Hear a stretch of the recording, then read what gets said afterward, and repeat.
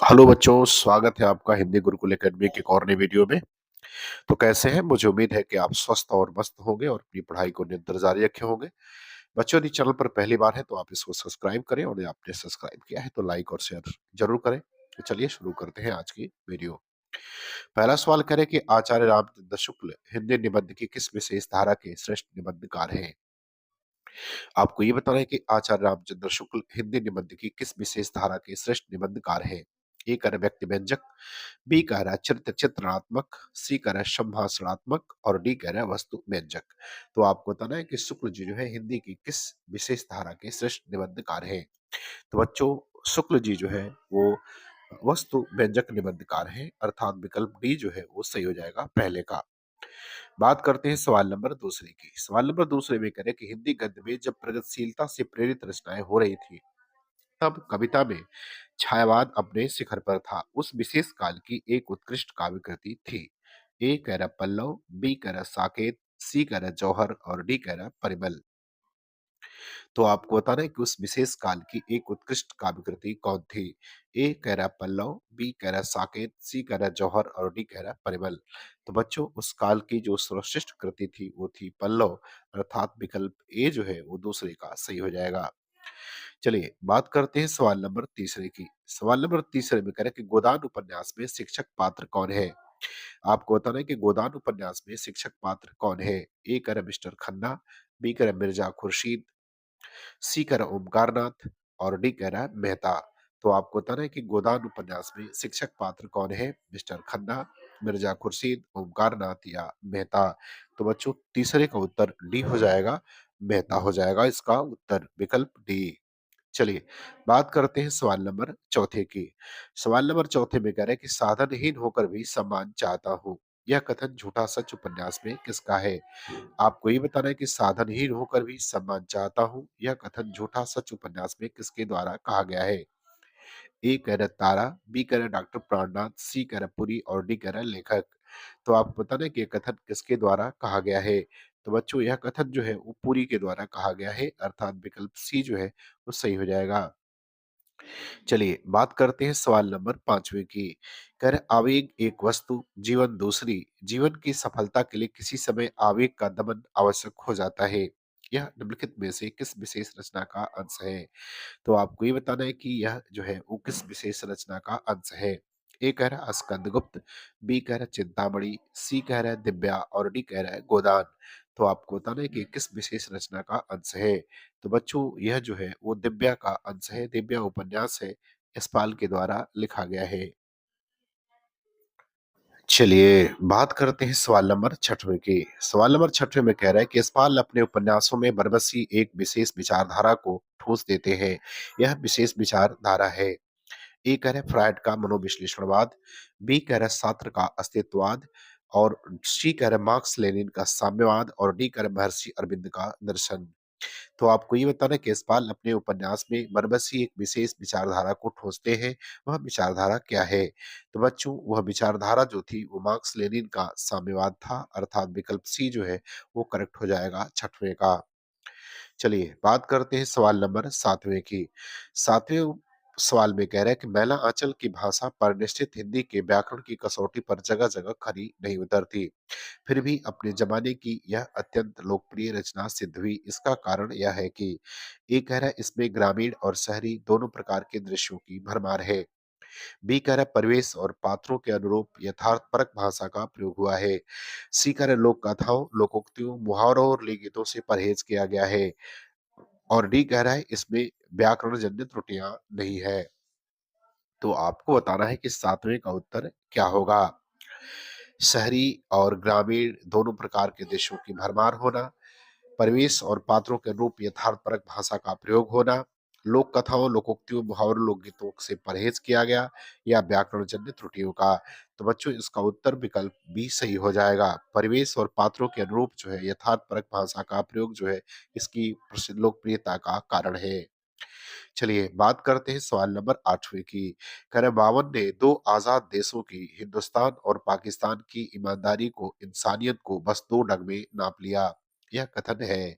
तो आपको बताना है कि यह कथन किसका है। ए कह रहा है सुमिरत दास का, बी कह रहा है पाकिस्तान सीमा रक्षक सिपाही का, सी कह रहा है फणीश्वर नाथ रेणु का और डी कह रहा है डॉक्टर प्रसाद का। तो आपको बताना है कि ये कथन किसका है। सुमिरत दास का है, पाकिस्तानी सीमा रक्षक सिपाही का है, फणेश्वर नाथ रेणु का है या डॉक्टर प्रसाद का है। तो बच्चों ये कथन जो है वो फणेश्वर नाथ रेणु का है, अर्थात विकल्प सी जो है वो सही हो जाएगा। अब बात करते हैं सवाल नंबर 9 की। कह रहा कितने ही सिद्धांत जो एक जमाने में सत्य समझे जाते थे आज असत्य सिद्ध हो गए हैं, पर कथाएं आज भी उतनी ही सत्य है क्योंकि उनका संबंध मनोभावों से है। यह कथन निम्नलिखित में से किसके द्वारा कहा गया है। ए कह रहा प्रेमचंद, बी कह रहा रामचंद्र शुक्ल, सी कह रहा अज्ञे और डी कह रहा है जैनेन्द्र। तो आपको बताना है कि यह कथन जो है निम्नलिखित में से किसने कहा है। प्रेमचंद ने, रामचंद्र शुक्ल ने, अज्ञे ने या जैनेन्द्र ने। तो बच्चों यह कथन जो है वो प्रेमचंद ने कहा है, अर्थात विकल्प ए जो है वो सही हो जाएगा। चलिए बात करते हैं सवाल नंबर 10वें की। कह रहा कि लड़कपन था तब मैं उसके समकक्ष था, हम में कोई भेद न था, यह पद पाकर मैं अब केवल उसकी दया के योग्य हूँ। वह मुझे अपना जोड़ नहीं समझता, वह बड़ा हो गया है, मैं छोटा हो गया हूँ। यह निम्नलिखित में से किस कहानी का अंश है। तो आपको बताना है कि यह जो है किस कहानी से लिया गया है। ए कह रहा है ईदगाह, बी कह रहा है अलगौछा, सी कह रहा है शतरंज के खिलाड़ी और डी कह रहा है गुल्ली डंडा। तो बच्चों ये सभी की सभी कहानियां प्रेमचंद के द्वारा लिखी गई है। तो आपको ये बताना है कि यह किस कहानी का अंश है। तो बच्चों यह जो है वो गुल्ली डंडा का अंश है, अर्थात विकल्प डी जो है 10वें का करेक्ट हो जाएगा। चलिए बात करते हैं सवाल नंबर 11 की। करण निम्नलिखित में से कौन कहानीकार प्रेमचंद युग में ही प्रतिष्ठा प्राप्त कर चुका था। तो आपको बताना है कि कौन सा कहानीकार जो है प्रेमचंद युग में ही प्रतिष्ठा प्राप्त कर चुका था। ए कह रहा है कमलेश्वर, बी कह रहा है ममता कालिया, सी कह रहा है जैनेन्द्र और डी कह रहा है हरशंकर परसाई। तो आपको उत्तर बताना है कि कौन ऐसा कहानीकार था जो प्रेमचंद के समय ही प्रतिष्ठा प्राप्त कर चुका था। तो 11 का उत्तर क्या होगा। तो बच्चों 11 का उत्तर सी हो जाएगा जैनेन्द्र। क्या होगा, जैनेन्द्र हो जाएगा। चलिए बात करते हैं सवाल नंबर 12 की। कह रहा है कि प्रेमचंद जी की किस कहानी में बाल चरित्र का अनोखा वर्णन है। आपको बताना है कि प्रेमचंद की वो कौन सी कहानी है जिसमें बाल चरित्र का अनोखा वर्णन देखने को मिलता है। ए कह रहा है शतरंज के खिलाड़ी, बी कह रहा है कफन, सी कह रहा है सभ्यता का रहस्य और डी कह रहा है ईदगाह। तो आपको बताना है कि किस कहानी में बाल चरित्र का अनोखा वर्णन देखने को मिलता है। ए शतरंज के खिलाड़ी, बी कह रहा है कफन, सी कह रहा है सभ्यता का रहस्य और डी कह रहा है ईदगाह। तो बच्चों 12 का उत्तर हो जाएगा ईदगाह। क्या होगा, ईदगाह हो जाएगा, विकल्प डी करेक्ट हो जाएगा। ये बात करते हैं सवाल नंबर 13 की। कह रहा है साहित्य का इतिहास साधारण इतिहास से इस माने में भिन्न होता है कि ये कह रहा है इसमें ऐतिहासिक घटनाओं को नहीं लिया जाता, बी कह रहा है शासन सत्ता के क्रमिक वर्णन से बचा जाता है, सी कह रहा है जीवधारी राजपुरुषों की जगह कल्पना से रची विशिष्ट साहित्यिक रचनाओं के क्रमवार वर्णन की चेष्टा होती है और डी कह रहा है कि देश विदेश की राजसत्ताओं के उत्थान पतन की चर्चा न कर उसकी मानव रहित विरोधी नीतियों का पर्दाफाश किया जाता है। तो आपको ये बताना है कि साहित्य का इतिहास साधारण इतिहास से भिन्न किस मामले में होता है। तो इसका उत्तर क्या हो जाएगा। तो बच्चों इसका उत्तर हो जाएगा विकल्प डी जो है इसका सही करेक्ट आंसर हो जाएगा। कौन सा आंसर होगा बच्चों। तो विकल्प डी जो है इसका करेक्ट आंसर हो जाएगा। चलिए बात करते हैं हम लोग सवाल नंबर 14 की। सवाल नंबर 14 में कह रहा है कि भारतीय साहित्य शास्त्र में रस निष्पत्ति सिद्धांत निम्नलिखित साहित्याचार की स्थापना है। तो आपको ये बताना है कि रस निष्पत्ति सिद्धांत जो है वो किस साहित्याचार्य ने दिया है। ए कह रहे आनंद वर्धन, बी कह रहे आचार्य भरत, सी कह रहे भट्टनायक और डी कह रहे पंडित जगन्नाथ। तो बच्चों रस निष्पत्ति सिद्धांत भरत मुनि का है, अर्थात विकल्प बी सही हो जाएगा, आचार्य भरत। चलिए बात करते हैं सवाल नंबर 15 की। 15 में कह रहे कि मीराबाई की रचनाओं में किस भाषा की छौंक ज्यादा पाई जाती है। तो आपको बताना है कि मीराबाई की रचनाओं में किस भाषा की छौंक ज्यादा पाई जाती है। ए कह रहा हरियाणवी, बी कह रहा राजस्थानी, सी कह रहा मराठी और डी कह रहा पंजाबी। तो बच्चों मीराबाई की रचनाओं में जो है वो राजस्थानी भाषा की छौंक ज्यादा मिलती है, विकल्प बी जो है वो आपका करेक्ट हो जाएगा। चलिए बात करते हैं सवाल नंबर 16 की। कवि केशवदास की कौन सी कृति अपने वर्ण विषय की अपेक्षा छंदों की विविधता में भटक गई लगती है। तो बताना है कि केशव की कौन सी रचना है जो वर्ण विषय की अपेक्षा छंदों की विविधता में भटक गई है। ए कर रामचंद्र का, बी कर कवि प्रिया, सी कर रसिक प्रिया और डी कर रतन बावनी। तो आपको बताना है कि कौन-सा उत्तर इसका सही होगा। तो बच्चों 16 का जो है वो विकल्प ए सही हो जाएगा, रामचंद्रिका। क्या हो जाएगा? रामचंद्रिका। चलिए बात करते हैं सवाल नंबर 17 की। कह रहा है कि भरी रही भनक बनक ताल तालन की, तनक तनक तामे खनक चुरीन की, ये किस कवि के छंद की पंक्तियां हैं? तो आपको बताना कि किस कवि के छंद की पंक्तियां हैं। तो किस कवि के छंद की पंक्तियां हैं? पंक्तियां हैं बच्चों ये। क्या है? पंक्तियों नहीं है बल्कि पंक्तियां हैं। तो आपको बताना है कि किसकी पंक्तियां हैं। ए कह रहा रत्नाकर, बी पद्माकर, सी देव और डी कह रहा द्विजदेव।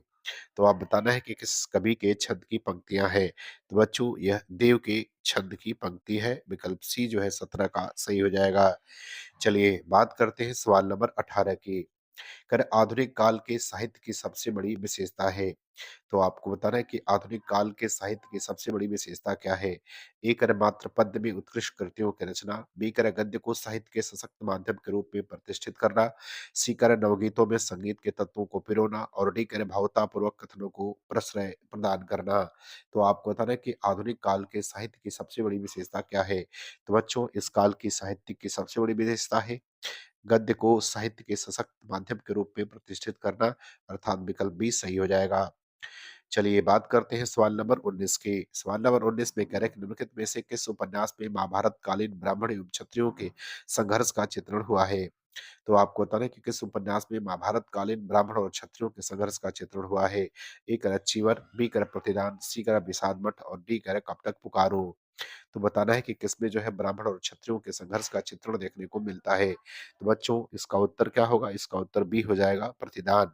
क्या हो जाएगा? प्रतिदान हो जाएगा। और बच्चों आज का अंतिम सवाल नंबर 20वां, किस उपन्यास के कानपुर के मजदूरों के आंदोलन का चित्रण हुआ है। अर्थात आपको ये बताना है किस उपन्यास में है बच्चों, ये के नहीं होगा बल्कि में हो जाएगा। इस उपन्यास में कानपुर के मजदूरों के आंदोलन का चित्रण हुआ है। ए कर मसाल, बी कर गंगा मैया, सी कर शोले और डी कर धरती। तो आपको बताना है कि किस उपन्यास में कानपुर के मजदूरों के आंदोलन का चित्रण हुआ है। तो बच्चों यह हो जाएगा उपन्यास। कौन सा उपन्यास है? तो बच्चों 20 का उत्तर क्या होगा? तो 20 का उत्तर विकल्प सी हो जाएगा, अर्थात शोले में यह देखने को मिलता है। तो बच्चों मुझे उम्मीद है कि आपको ये वीडियो पसंद आई होगी। अगर आपको अच्छा लगे तो आप चैनल को लाइक शेयर और सब्सक्राइब जरूर करें। धन्यवाद।